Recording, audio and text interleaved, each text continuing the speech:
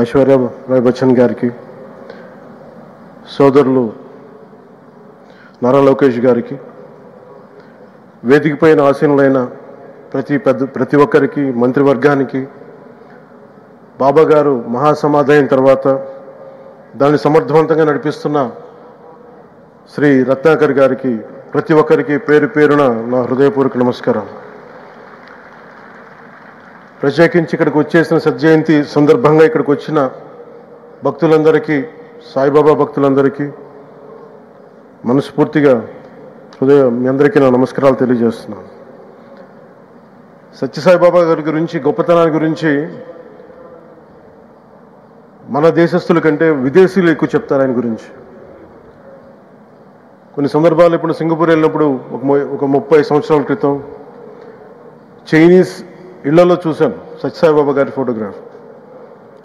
అలాగే ఒక Hollywood actor Steven Seagal అని చాలా సంవత్సరాల క్రితం, క్లోజ్ టు ఒక 20 సంవత్సరాల క్రితం అనుకుంటా, చిరంజీవి గారిని ప్రత్యేకించి అడిగి, మా అన్నయ్య చిరంజీవి గారిని ప్రత్యేకించి అడిగి నేను బాబా గారిని కలవాలి అని చెప్పి ఇక్కడ బెంగళూరులో ల్యాండ్ అయినా ఇక్కడ ఫ్లైట్కి ఆయనకు వచ్చి ఆశీర్వాదాలు తీసుకున్నది నాకు చాలా ఆశ్చర్యం కలిగేది.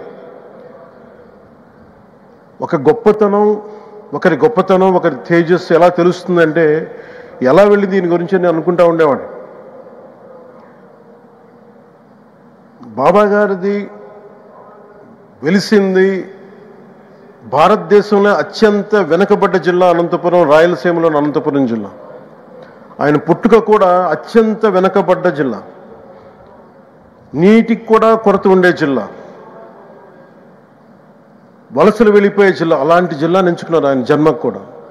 అందుకని అలాంటి జన్మ తీసుకున్నాడంటే మహానుభావులే తీసుకోగలరు. ఒక 40 సంవత్సరాల క్రితం ఎవరైనా ఊహించుకోగలమా? దేశ విదేశాల నుంచి చాలామంది భక్తులు, విదేశీయులు అందరూ వచ్చి దీని అభివృద్ధికి పాటుపడతారని. సో ఒక ఆధ్యాత్మిక తేజస్సు, విశ్వ ప్రేమ ఉన్న వ్యక్తుల వల్లే ఇది సాధ్యం. అలాంటి వ్యక్తుల కోసం ప్రత్యేకించి గౌరవ ప్రధానమంత్రి నరేంద్ర మోదీ గారికి ఇష్టమైనది ప్రజలందరికీ కనీసం ఒక 50 లీటర్ల నీళ్ళు ఇవ్వాలి, అది రక్షిత మంచినీరు ఇవ్వాలి. అలాంటి పథకం, ఒక 50 లీటర్ల నీళ్ళు కనీసం ఇవ్వాలి అనేది ఒక వ్యక్తికి ఆ సంకల్పం నరేంద్ర మోదీ గారు దీన్ని ముందుకు తీసుకొచ్చారు. ఒక ప్రభుత్వ పరంగా దీన్ని ప్రధానమంత్రి గారు తీసుకొస్తే, ఒక ఆధ్యాత్మిక గురువుగా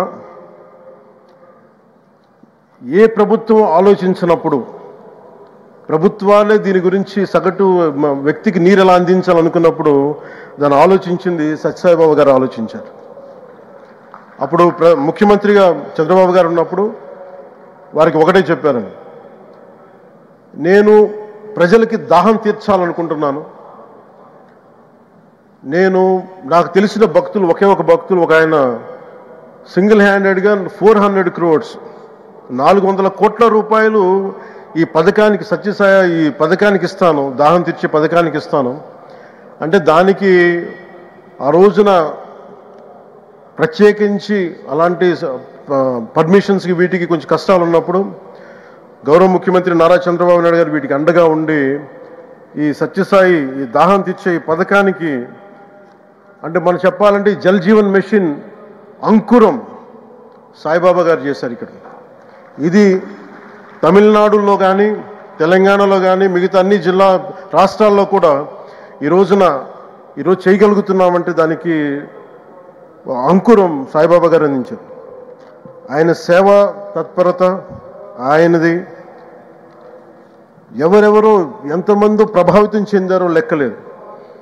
ఒకసారి సేవ చేసే వాళ్ళందరినీ చూస్తూ ఉంటే, మా వదిన గారు చెప్పారు, ఒకసారి భోజనం తింటా ఉంటే ఎవరిని ఇంకొకసారి ఇది కొంచెం అన్నం పట్టరా అంటే మా అన్నయ్య గారు చెప్పారండి. వాళ్ళ అన్నకు ఆయన ఎవరో తెలుసు, ఆయన ఒక farmer IAS officer, senior IAS officer అని. ఆయనకి సెలవులో ఉన్న సమయంలో వచ్చి ఇక్కడ సేవ చేస్తారని.